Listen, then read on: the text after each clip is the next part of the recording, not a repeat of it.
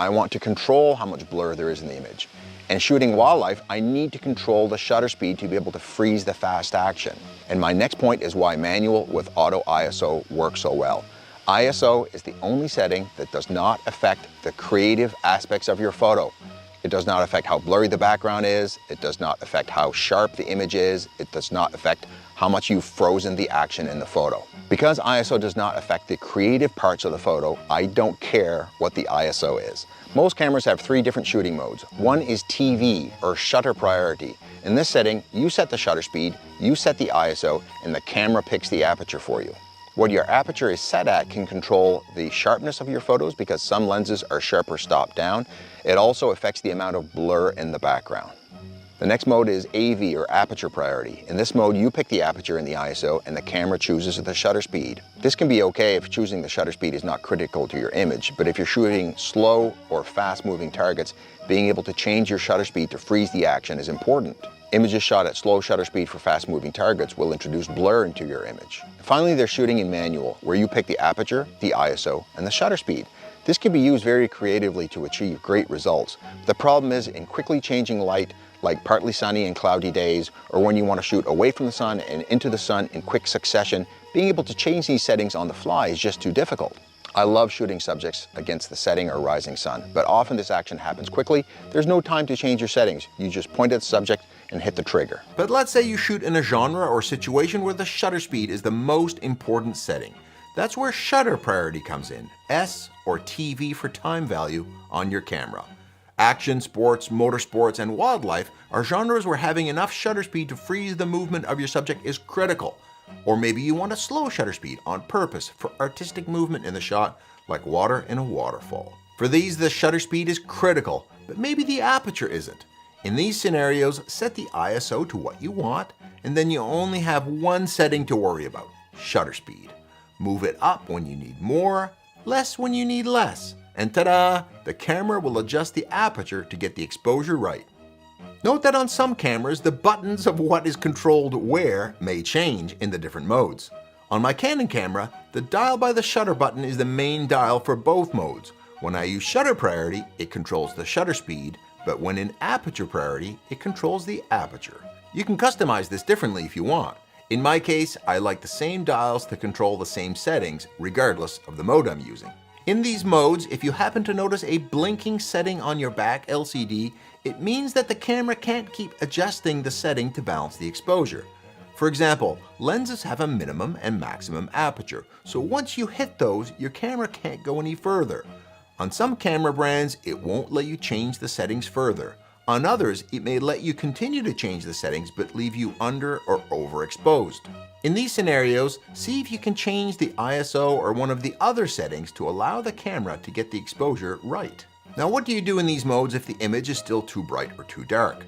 Remember, the camera is trying to get the exposure to be middle gray, and while it usually will do a very good job, it won't always get it right. That's where exposure compensation comes in.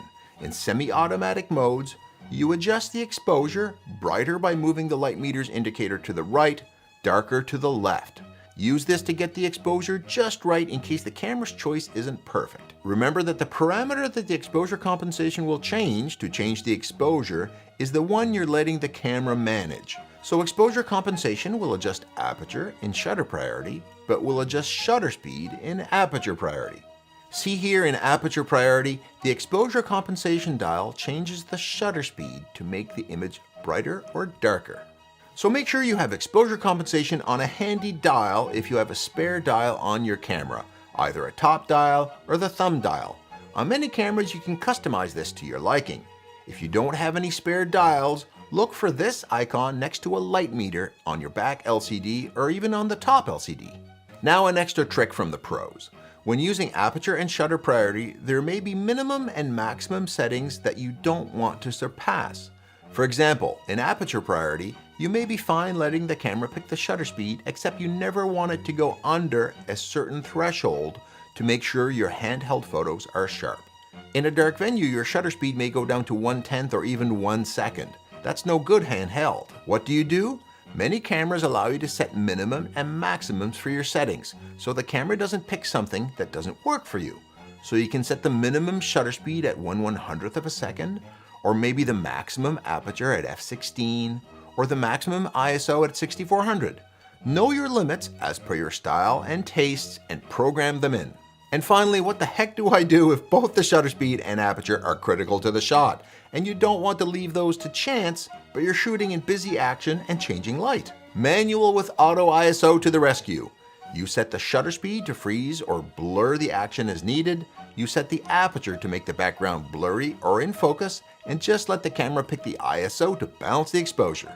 Set the maximum ISO you're comfortable with, and you're off to the races. And you know what? I shoot in this mode all the time. I like fast shutter speeds to freeze wildlife movement, and I like a blurry background. These two settings control the creative elements of my photo, and are the critical ones I want to control. But I don't care what the ISO is in my photos. ISO 100, 400, 800, 1600, I don't care. My image quality might be affected, but not the creative aspects of my photography. And the camera can change these settings much faster than I can in the field and in changing light. Excellent. And remember, there's no real or right mode on a camera. You use the one that's right for you. Affect your photo's brightness, shutter speed, aperture, and ISO by turning this dial to switch between modes. Most people can guess how A for automatic works. It sets all the settings for you. This can work, but it doesn't know if you want the background in focus or blurry, or how fast your subject is moving. As such, it may make some mistakes. At the other extreme is manual. This is where you set all three main parameters on your own. While this does provide the maximum of control and is excellent in some scenarios, that doesn't mean it's better. Now, why is that? While manual is very precise, it's best used when the lighting is controlled or consistent in every direction, maybe like a studio, or you have lots of time to set up your shot. I use manual in landscape photography or Milky Way photography, as I can take my time and get the settings I want, and the light is very consistent as I'm often pointing in the same direction for several photos. But these situations of controlled lighting or having all the time in the world are actually a very small part of photography. The great majority of photography is done while walking around or looking for shots or moving around your subjects or your subjects around you, like portraits or wildlife, or even your kids' sports, with sun in one direction and shade in the other. In manual, every time the light changes, you need to change your settings to get the exposure right. If I shoot this camera in manual out the window and then indoors using the same settings, there's a problem. The same settings won't work with the two scenes with different amounts of light, as they need different settings to get the shot right. That means in manual, you're always playing with the settings while out doing photography. A partly cloudy day is a prime example of when manual is a pain. I go out to shoot wildlife, and every time the sun goes in and out, I'm playing with the settings. And that is taking you away from the creative process of focusing on more important things like composition and technique, and for me, finding wildlife. Wouldn't it be nice to have the camera take care of some of this for you, but not making the same mistakes as the automatic mode?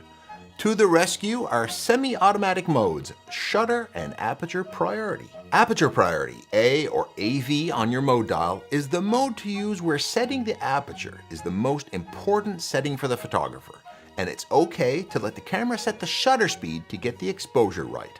Set the ISO accordingly for the lighting conditions, low in good light and higher in low light, or even in automatic, and set the aperture to the desired F number. The camera then automatically sets the shutter speed to the speed needed to balance the exposure. That is, to get the brightness of the photo to be shown as 0 on the light meter, what's known as medium or 18% gray, a gray that reflects 18% of light. This is the mode of choice for those people who shoot genres where the aperture is the most important setting for them, like still life, portraits, street photography, and people. This is because in these genres, having the lens wide open to get a nice blurry and smooth background is often seen as desirable, and in aperture priority, you can set that aperture, but don't really care what the shutter speed is. Let's look at this scene. I'll pick the ISO for the light, in this case I'll pick ISO 1000. Now I pick the aperture to get the background blurry, so I use a wide aperture, a small f number like f2. And see, as I change the aperture, the camera keeps the exposure constant at 0 on the light meter, by adjusting the shutter speed, which in this scenario isn't a critical setting. I can even add or remove light as if the scenario is changing or the sun is coming out from behind the clouds, and the shutter speed is adjusted to keep the exposure right. And it can do this in fractions of a second. Just keep shooting. In black and white, so don't worry about colors right now. Now if you shoot in manual, the camera doesn't do anything now but await you pressing the shutter button. But if you shoot in any of the automatic modes like automatic, program, shutter or aperture priority, or manual with auto ISO, the camera will try to get your exposure right by adjusting either the shutter speed, aperture, or ISO, depending on what mode you're in, when you take a photo. For example, if you shoot in manual with auto ISO, you set the shutter speed and the aperture and the camera picks the ISO. When you point your camera around, the shutter speed and the aperture don't change, but the ISO floats up and down as the scene changes and is selected by the camera when you hit the shutter button. The exposure or brightness your camera tries to achieve in your photo was agreed to by manufacturers as medium gray, or 18% gray. That is, a gray that reflects 18% of light. So if your exposure is too bright, your camera will try to darken the exposure to hit 18% gray. If your photo is about to come out too dark, your camera will brighten it by tweaking the settings again to hit 18% gray. I can show you how that works here by photographing a white page and a black page in aperture priority where the camera picks the right shutter speed to get the right exposure. Notice that both photos come out as gray as the camera has adjusted the exposures to hit 18% gray. While this is a great feature, usually making your life as a photographer much easier, the camera doesn't always make the right decisions. Some dark photos should be dark. Some light photos should be light, for example. If you shoot into a bright sky or snow, the camera will think the photo is too bright and darken it, sometimes underexposing your subject badly.